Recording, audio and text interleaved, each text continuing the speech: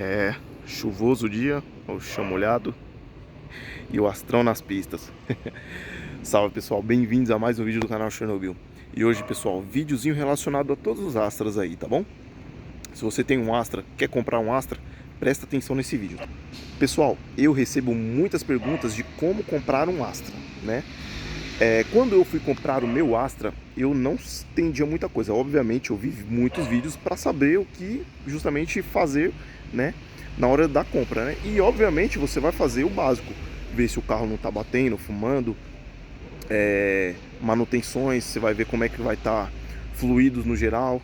Então é bom você pegar um carro já com histórico de manutenção, né? Não adianta você, claro, às vezes o carro com a quilometragem baixa ali, o coração balança, mas isso não é tudo, tá bom?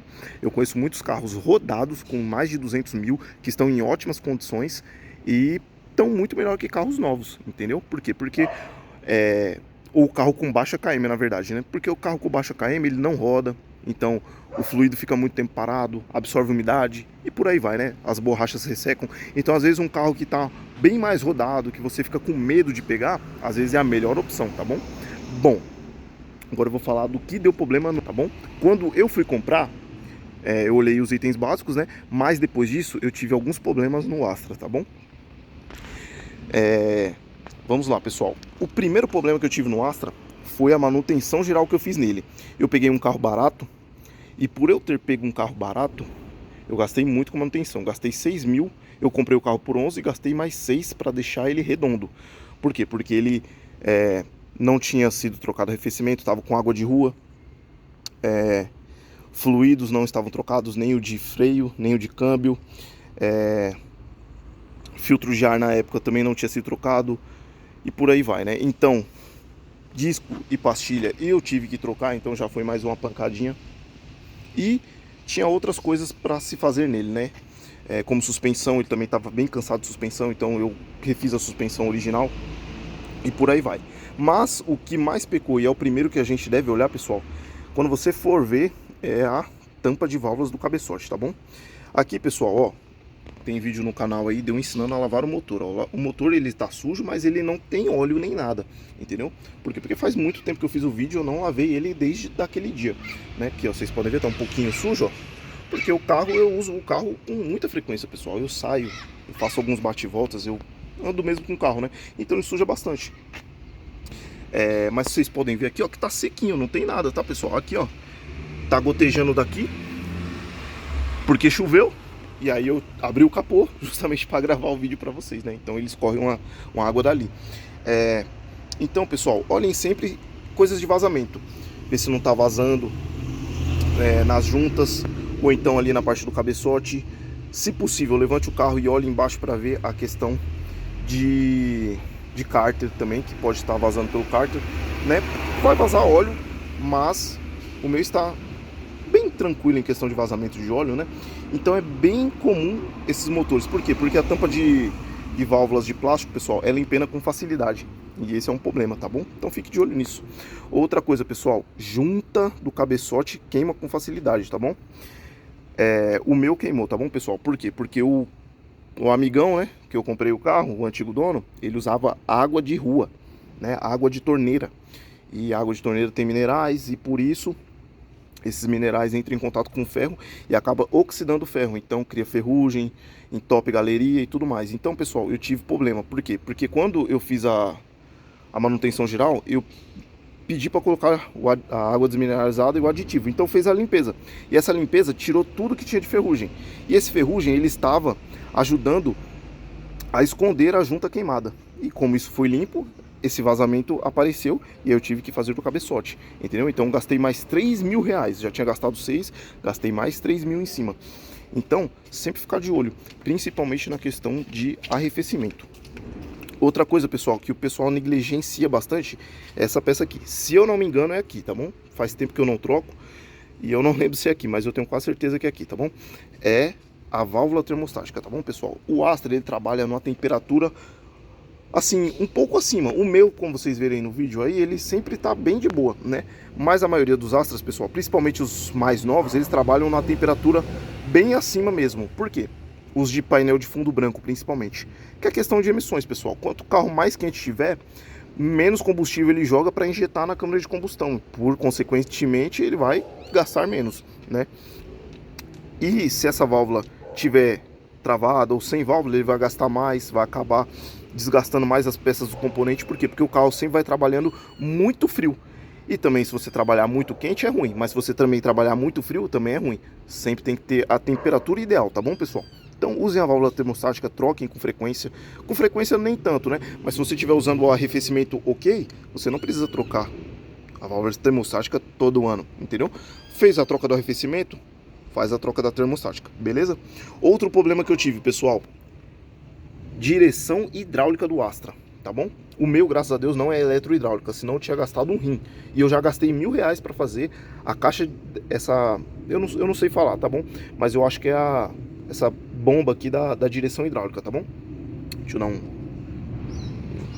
acho que agora... Isso, tá vendo?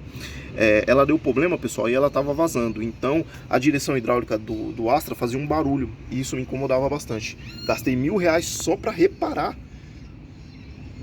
esse componente, tá bom? Então, fiquem de olho se essa peça tem algum tipo de vazamento, né? Não deixem passar batido isso, tá bom? E esse foi o terceiro.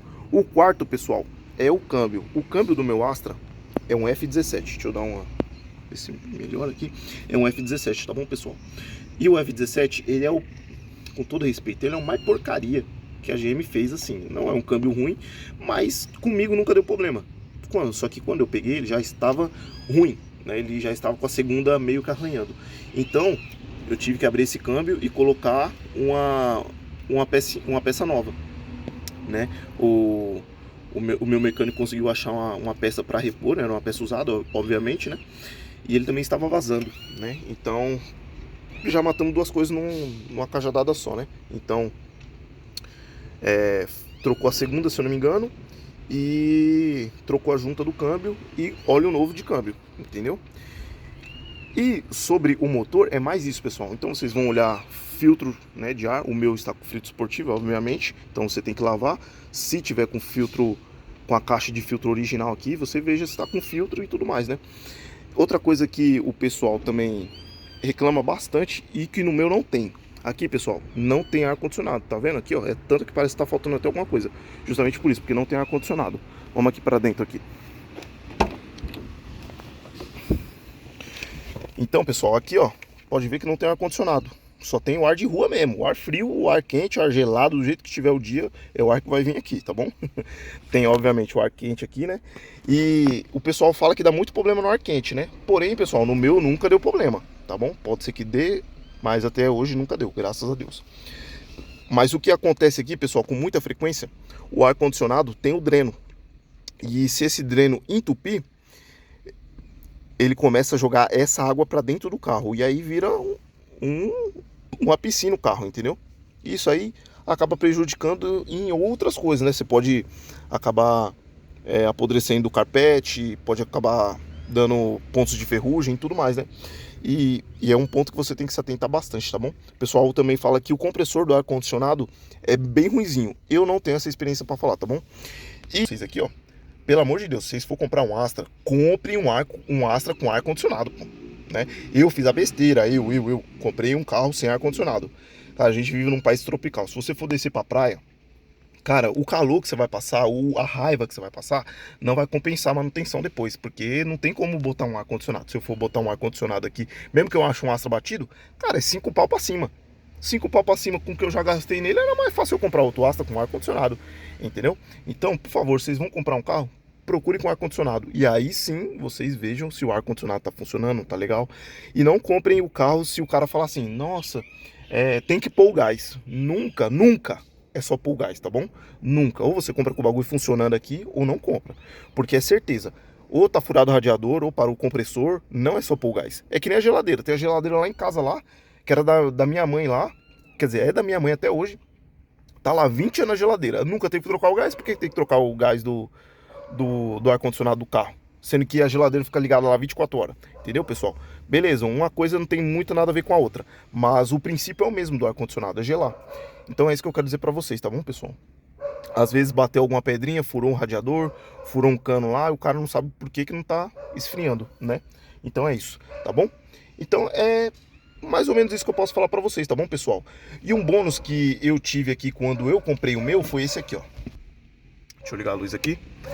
Essa peça aqui, pessoal, ela estava com defeito. Tá piscando aqui, mas acho que é por causa do vídeo mesmo, tá bom? Ela tava com defeito aqui, ela tava com um trinco aqui. E eu não conseguia ver nem a data, no caso, né? Então isso, pessoal, é muito ruim mesmo, porque aí você quer ver a temperatura, a hora, tal, não que vai influenciar, né? Mas, pô, você vai comprar um carro, já negocia com o dono aqui. Ó, chefe, isso aqui é R$ 500 no Mercado Livre, tem como dar um desconto de R$ 500 para eu comprar um zero?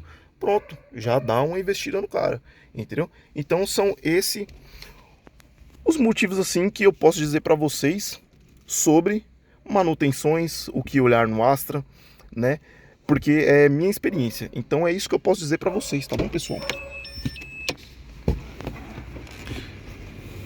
Coisa de suspensão, o Astra é bem tranquilo, né? Eu nunca ouvi ninguém reclamar da suspensão do Astra. Obviamente, né? É uma suspensão que você vai gastar, se for amortecedores, é uns R$ 1.000 ali o jogo da frente. Acho que, se eu não me engano, uns 800 o jogo de trás, né? Tem a questão de molas, né? O meu tá com molas esportivas, amortecedor preparado.